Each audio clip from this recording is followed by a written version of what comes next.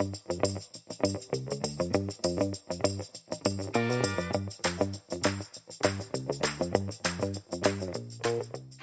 everyone, and welcome to Debra and Peter are doing a podcast with me, Peter Wanless, and Debra Allcock Tyler. How are you this morning, Debra?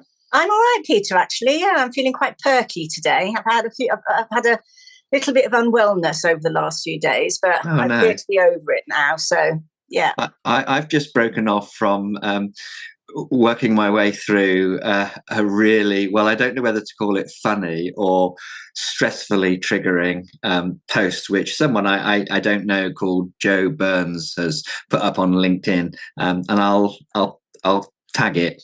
I'll tag you in it and comment on it, I think. But he forgot his passport on his way to an international conference and just asked if people had stories of when they had made silly errors. And oh my goodness, the number of mistakes and misunderstandings and people turning up for things on the wrong days or with someone else's passport, or they are it just makes my heart race, because I'm one of those people that checks I've got my passport time and time again, and kind of I'm paranoid about leaving it in the hotel safe or whatever. But there are people who seem to do these things all the time and brush them off. And fair play to him for advertising this error and giving people an opportunity to show that, you know, we're all human. We are all human. I'll have to go and have a look, because I must admit, I'm a bit like you, Peter. I'm a paranoid traveller. I'm one of those people, I have to arrive at the airport 2 hours before the 2 hours.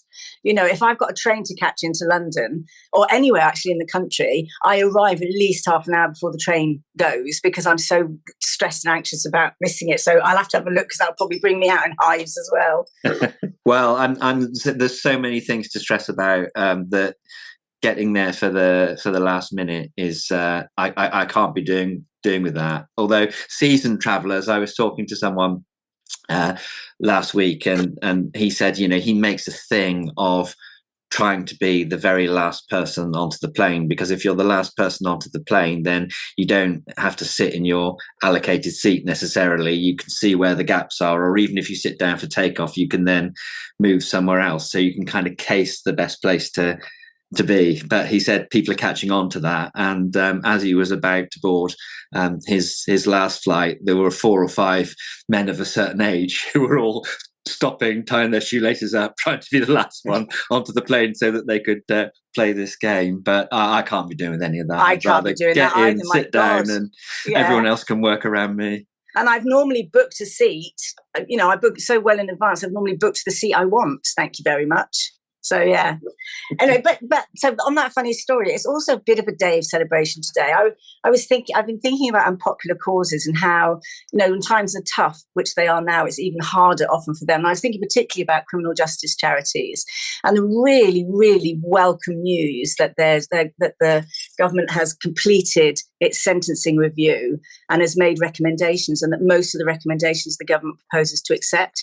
And this is decades and decades of campaigning by criminal justice charities. I mean, Anne Fox, who's the chief executive of Clinks and is a dear mate, emailed yesterday to say, look, you know, we're really happy, and was saying that she actually felt emotional. You know, she felt a bit weepy when she was briefed on what was coming out, because it just felt like such a breakthrough. And it's an interesting thing. I always think criminal justice particularly challenging, because if you're a victim of a crime, you want the person who perpetrated the crime to go down. You want them to suffer in every possible way they possibly can, you know, because in a sense, as a victim of a crime, it really what you want is revenge in a way. You want them to be punished for the damage they've done to you. Whereas when you're not a victim of a crime and you're looking at it holistically, you do tend to see the human beings behind the perpetrators. You see the stories, you see, you know, all that kind of thing. And also you see the frutility. Frutility, is that a word? Futility, thank you. Oh, frutility, that's an even better word. I've made a new word. You see the futility of these short sentences, which just drag people back into reoffending again and again and again, and don't help. And with the overcrowding business. So I'm over the moon for the criminal justice sector this morning. And it just goes to show that if charities don't give up, eventually they can be heard. Yeah, no, good for them. And I think it's a great illustration too of the power of building broad coalitions and framing arguments in a way that will appeal to a broad spectrum of party politicians. So the review has been done by David Gork, Conservative Secretary of State, and they, that helps. Another thing that I found interesting about some of the examples that they were giving yesterday are that you don't have to go completely away from that notion of punishment and revenge. Leaving someone locked up for extremely long or extremely short periods of time and doing nothing with them is one route. But there are other ways of punishing people. Like, I don't know how practical it is, but denying people access to the internet is a very, very significant punishment for a lot of children, for a lot of young people. I saw that there've been some headlines about chemical castration of sex offenders, which is always one for makes for a lively debate between what your human rights are and what the rights of the people are who are having sexual offences committed against them. But that's a reasonably extreme example. But right the way throughout this bill, there's some imaginative suggestions of ways in which people can be prevented from doing things that they might otherwise want to do as part of the condition of their rehabilitation. And many of those things have been suggested and brought to the fore by the charitable sector. It just reinforced me so much. You can't separate the work of charities from the work of the state and the work of society and the work of the economy. And I think the other thing that the review stresses is the absolute need for government to, they don't use the word empower, but basically enable criminal justice charities to do their work better and to be better funded to do it and to work more closely with probation service and stuff like that. So overall good news. Words at the moment, of course, so we'll have to see how much of it actually ends up in practice. And I think Clinks have called, for when the next comprehensive spending review is out, for the government to actually put its money where its mouth is, really, and say, there will be money released for this, and we'll see how that goes. But so I thought that was fabulous news this morning. And I wonder if we would have got here without the prisons being completely full. And that has created a crisis where something urgent has had to be done. But it also is a dangerous situation because if it means that the government feels compelled to move faster in this direction than the broad body of opinion would deem to be safe, then one risks losing the whole thrust of the strategy. So that's interesting the way you sort of frame that, Peter, because it does make me think about, there's that phrase, isn't there? Necessity is the mother of invention.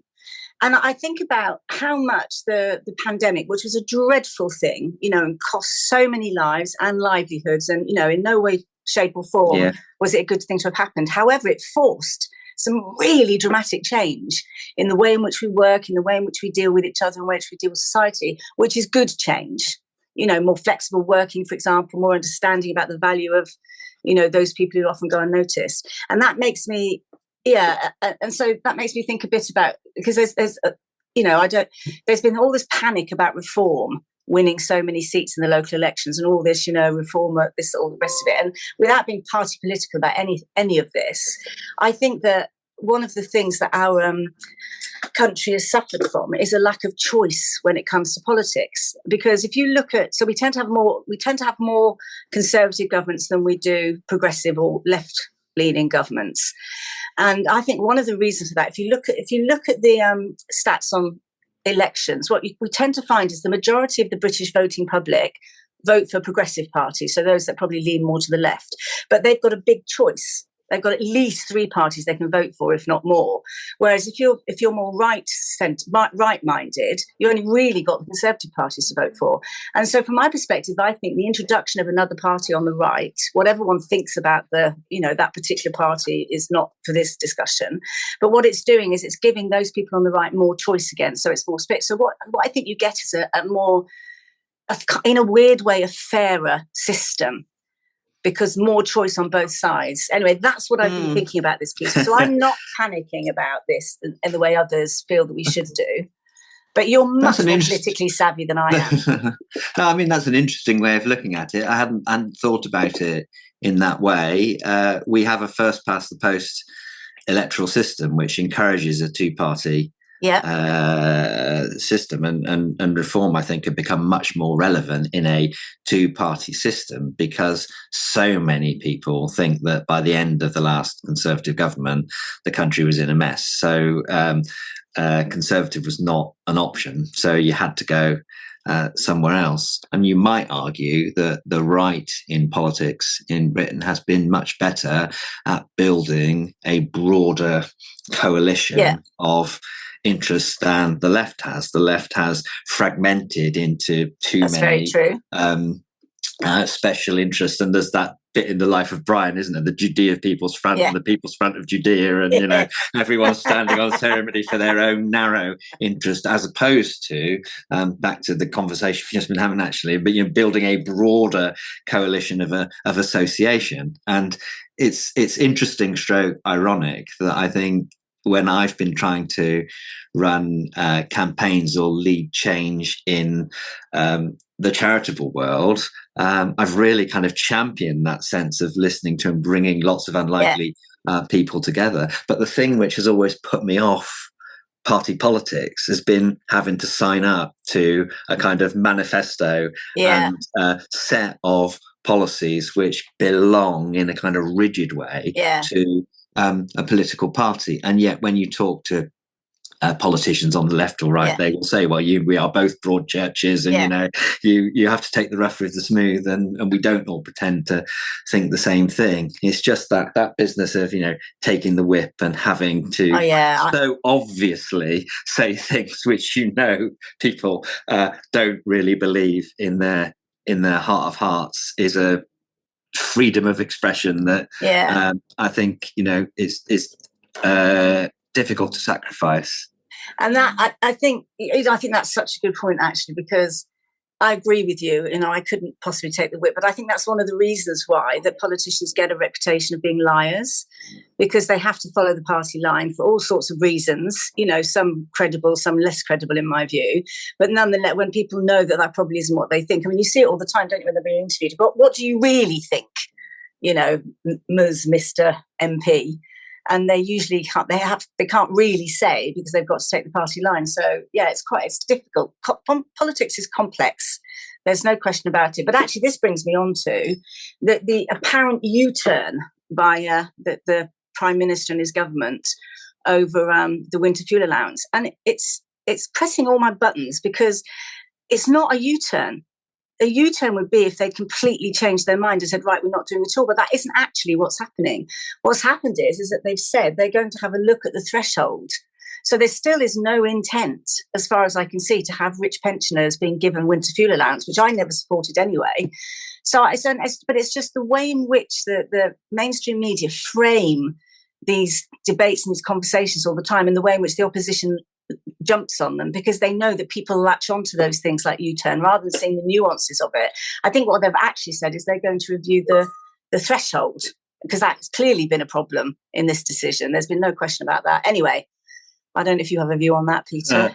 I think that's quite charitable not to call it a U-turn. I think there's definitely a place for kind of pragmatism and listening, but they made such a big deal about this being an urgent and totemic and essential thing to do, and to do in this particular way, that I think it's going to be if it's not a fundamental U-turn, it's going to be very hard to hold this position and to sort of say, well, we're thinking about doing something here, but we'll come round to deciding what it is when we announced the outcome of the spending review. It would have been much more sensible and straightforward and coherent, I think, to have explained this choice in the context of other, and that's what they've done with the two-child rule in relation to child poverty.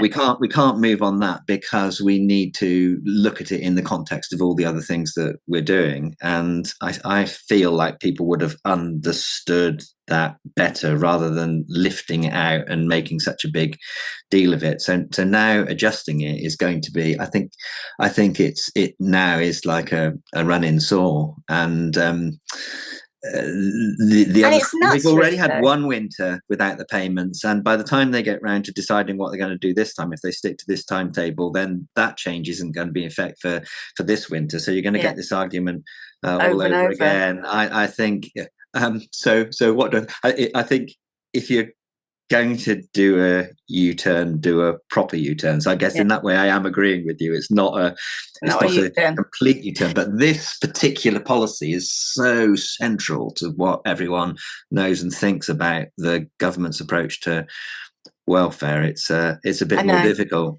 And for me, it's such an absolute classic example of a massive shooting yourself in your own foot or in your own mouth.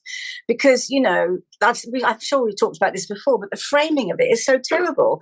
Because if you say to people, do you think well-off pensioners should get some of your tax money when they don't need it to heat their homes? Pretty much everybody in the country would say, absolutely not. That's really unfair. And so if they then said, and so what we intend to do is make sure that the wealthy people don't get it, but we will make sure that the poorer pensioners do get help with their winter fuel, people would have been fine. But that's not how they framed it. So it's now become about all pensioners are poor and freezing to death. And they're not. I know loads of pensioners who really don't need the money at all. And in fact, I know of one who is so outraged by the fact that she gets it, that she donates it to, I think she donates it to an older person's charity or something like that. Anyway, so it's just like totally shooting yourself in the foot.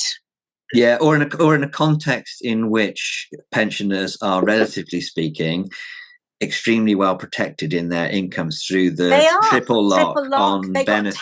Got 10% increase last year or the year before. There are other groups who are more vulnerable and have been less well supported, but then you're right, that then puts it in a frame of choices. And similarly, if you go out and poll people and say, would you like £300 or not have £300, of course they're going to say yes, please. Yeah, of course we would, exactly. I still say their comms has been absolutely dire from the word go.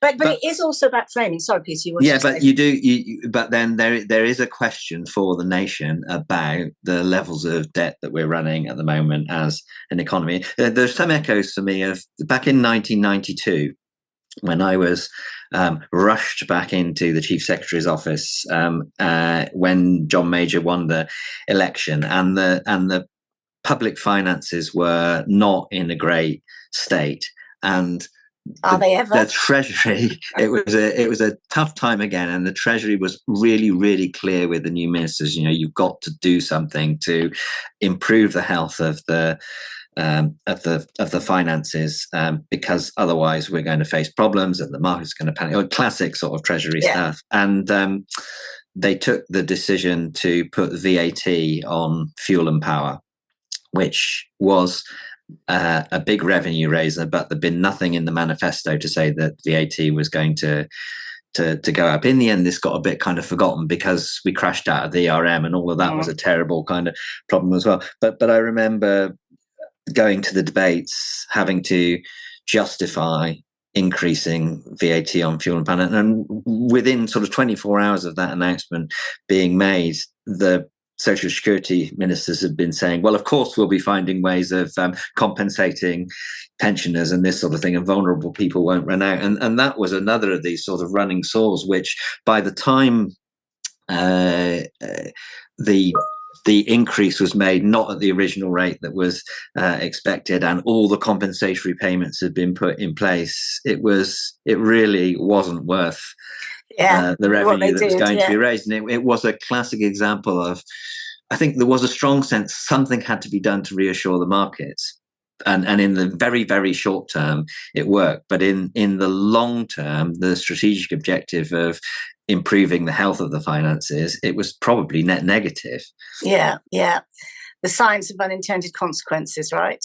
People not thinking things through. Yeah, it's very true.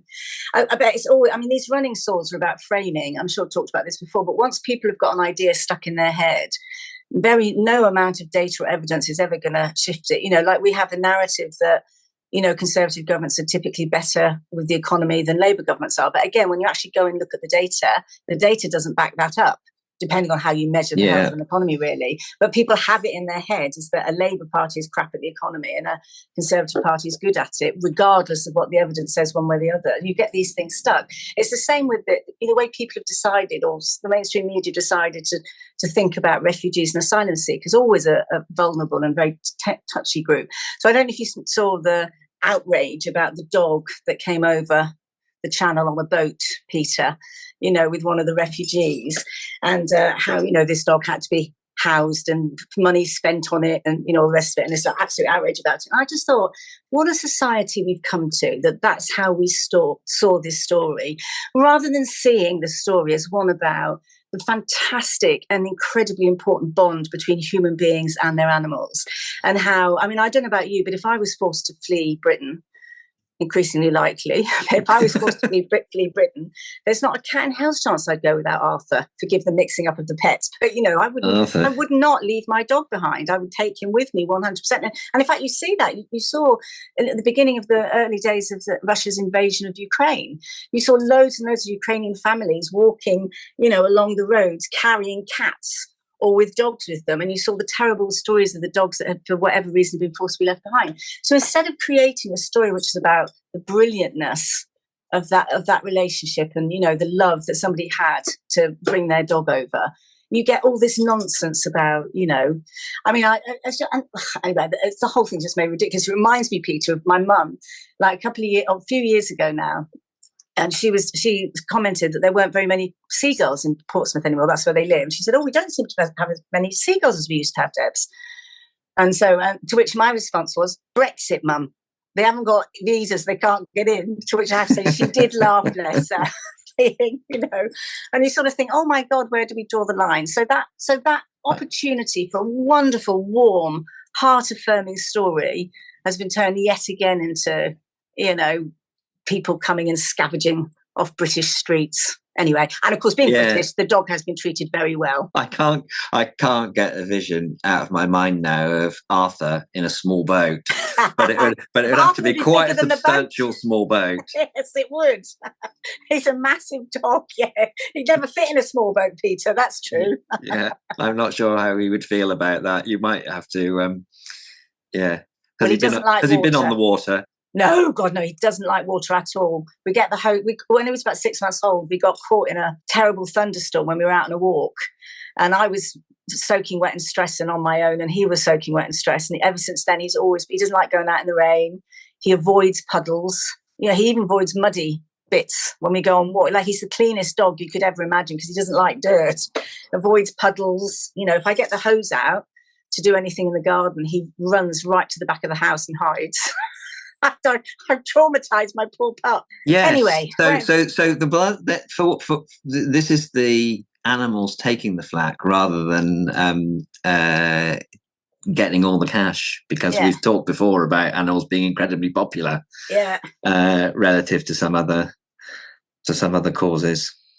Yeah. Yeah, but you just get my general point. It's the way that the framing makes such a difference. And I think the framing is going to be what's going to do in the Labour government. And the framing is what influences so much how people see things. And anyway, I just get frustrated about these things. But I thought it was a wonderful story about the love of a human being for their pet. For their dog. Yes, exactly. Yeah. And actually linking back to the story about criminal justice, there are, of course, some wonderful charities who work with prisoners and offenders using pets as therapy, as rehabilitation to help them reconnect and things like that. So we sort of come full circle back to the first thing we talked about, was the power of criminal justice charities and how incredibly important they are. And of course, and music, of course.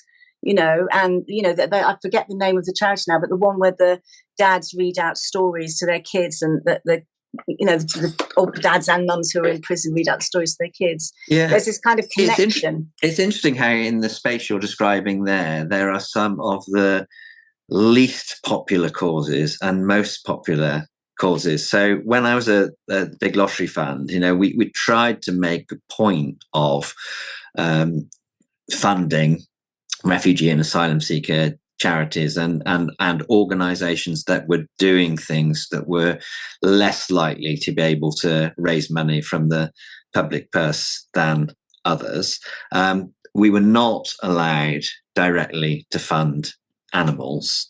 But my goodness, when you used animals to further a cause in the way you're describing, horses with autistic children, or cats with elder people or whatever, I mean, they were the most popular grants of all. And when we used to do the National Lottery Awards, it even got to the point when I was a judge to say, look, can we please suppress the number of humans and animals awards that are being put onto the shortlist, because when the public vote, I'll tell you now, those are the charities and the causes that they will support. So not only, though, are those brilliant ways of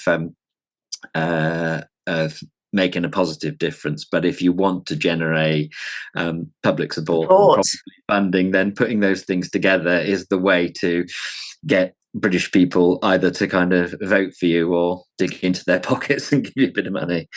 Actually, it's so interesting because the barrier, because I was thinking about that would be a wonderful thing, wouldn't it, for refugees and asylum seekers to be connected with animals in one way, shape or form, all the animals that are in animal homes that don't have anywhere to go. The problem is that it's about landlords, whether they're public landlords or private landlords, that they're very anti-pet. It's one of the most upsetting things for me about so many landlords will not allow pets in their properties. And actually, interestingly, pet owners typically, because my colleague Bronwyn and I years ago, we wanted to set up a campaign called Pets for Tenants. And in fact, we spoke to Esther. We went to see Esther in her flat in North London to have a conversation about it because she was keen on supporting it. But for various different reasons, we never managed to get it off the ground.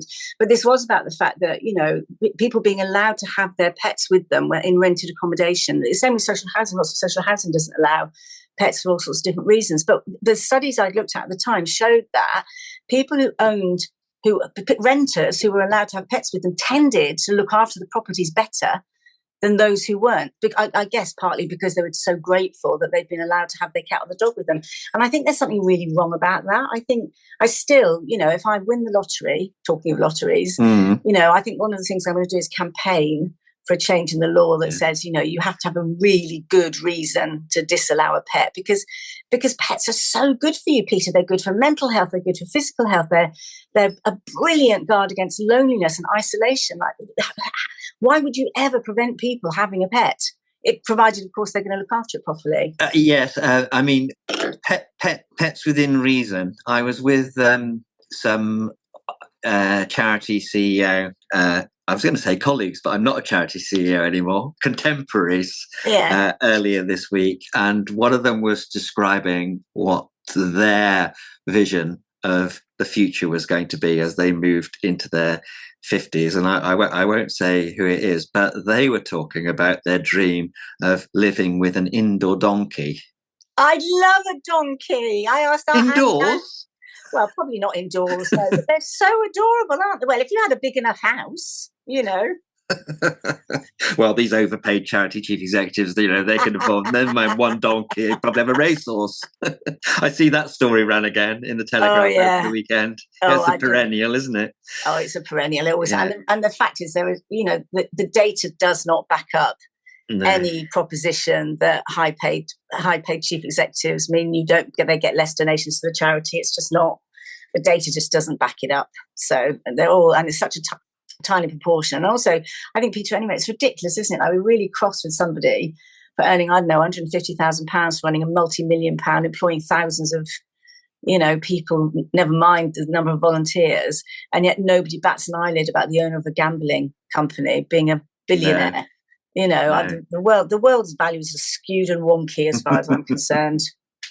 Anyway, we must by surely be running out of time by now. We've covered a lot today, Peter. Like sometimes our podcasts are like single issue and sometimes we're like all over the place. So this has been one of the all over the place all over the place one. Yes.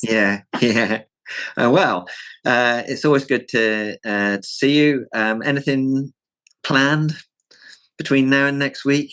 Somerset are playing away at Durham, and that has tested my logistical loyalty to the team, and I think I'm not going to make it all the way up to Durham to watch that. But I wish them all the very best. And if anyone is in and around the Taunton area on Bank Holiday Monday, the women's T20 knockout finals day is at Taunton. 3 games in a day. Wow. And the most beautiful ground in the country. You know, what's not to like about that, apart from the fact that our women are not going to be there because they've already been knocked out.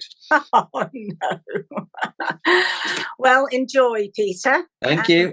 I'll catch up with you next week, and let's see what the hell will happen between now and then. There were loads of other stuff we could have talked about, we didn't. Anyway, thanks, Great. listeners. Next See time.